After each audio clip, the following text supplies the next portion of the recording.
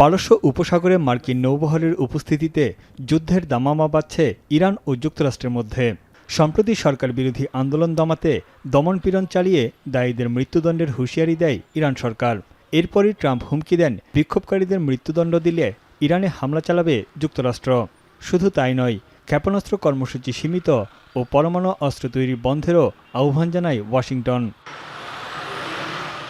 ইরানের অভিযোগ, সরকার বিরোধী আন্দোলনে যুক্তরাষ্ট্র ও ইসরায়েল ইন্ধন দিয়ে তা উস্কে দিয়েছে। তেহরানের অভ্যন্তরীণ বিষয়ে বিদেশি শক্তি হস্তক্ষেপের বিরুদ্ধে কঠোর বার্তা দেয় খামেনি প্রশাসন। আর দেশটি বারবারই বলে আসছে, তাদের পারমাণবিক কর্মসূচি শান্তিপূর্ণ এবং অস্ত্র তৈরির কোনো পরিকল্পনা নেই।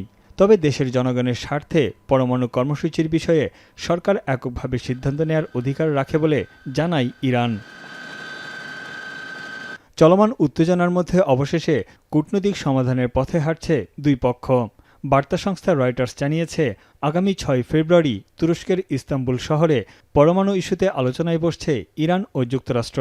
মার্কিন বিশেষ দূত স্টিভ উইটকফ এবং ইরানের পররাষ্ট্রমন্ত্রী আব্বাস আরাকচির মধ্যে অনুষ্ঠিত হবে এই বৈঠক, যেখানে সৌদি আরব ও মিশরের প্রতিনিধিরাও উপস্থিত থাকতে পারেন। তবে মার্কিন প্রেসিডেন্ট ডোনাল্ড ট্রাম্প হুঁশিয়ারি জানিয়েছেন, ইরানের আশপাশে বড় বড় মার্কিন যুদ্ধজাহাজ মোতায়েন আছে। চুক্তিতে না পৌঁছালে কঠিন পরিণতি ভোগ করতে হবে ইরানকে। Right now, we have a tremendous force going there, just like we did in Venezuela, even bigger, and they'll be there soon. And I'd like to see a deal negotiated. I don't know that that's going to happen, but I mean, if I knew I wouldn't be able to, I wouldn't tell you. I'd be very foolish if I would tell you. But আলোচনায় আগ্রহ প্রকাশ করেছে তেহরানও। ইরানের আধা সরকারি farce সংবাদ সংস্থা সরকারি সূত্রের বরাত দিয়ে জানিয়েছে, পারমাণবিক ইস্যুর কাঠামোর মধ্যে যুক্তরাষ্ট্রের সঙ্গে আলোচনার জন্য প্রস্তুতি নিতে নির্দেশ দিয়েছেন দেশটির প্রেসিডেন্ট মাসুদ পেজেশকিয়ান। ইরানের পররাষ্ট্রমন্ত্রী বলেছেন, যুক্তরাষ্ট্রের সঙ্গে কূটনৈতিক সম্পর্ক উন্নয়নে প্রস্তুত তেহরান। তবে সব ধরনের আলোচনা হতে হবে পারস্পরিক শ্রদ্ধা ও সম্মানের ভিত্তিতে।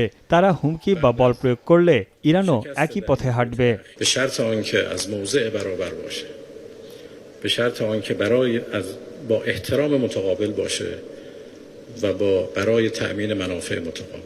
যুক্তরাষ্ট্রের সঙ্গে সম্ভাব্য আলোচনার শুরুর বিস্তারিত রূপরেখা পর্যালোচনা করছে ইরানের পররাষ্ট্র মন্ত্রণালয়। তবে যুক্তরাষ্ট্রের কাছ থেকে কোনো আলটিমেটাম পাওয়ার বিষয়টি অস্বীকার করেছে ইরান। পরমাণু ইস্যুতে আলোচনার মাধ্যমেই সিদ্ধান্ত নেওয়া হবে।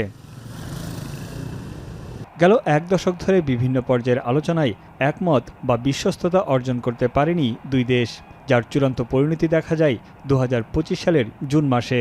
ইরানের 3টি পারমাণবিক স্থাপনায় বাংকার বাস্টার বোমা ফেলে ব্যাপক ক্ষয়ক্ষতি করে যুক্তরাষ্ট্র।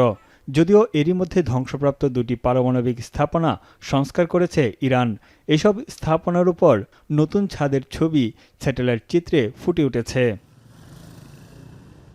তানভীর জনি, এখন বিশ্ব। কালার এক্সপার্ট এবং ডার্ক জ্যাপ সমৃদ্ধ অরিক্স অ্যাডভান্স ডিটারজেন্ট পাউডার, আপনার লন্ড্রি এক্সপার্ট।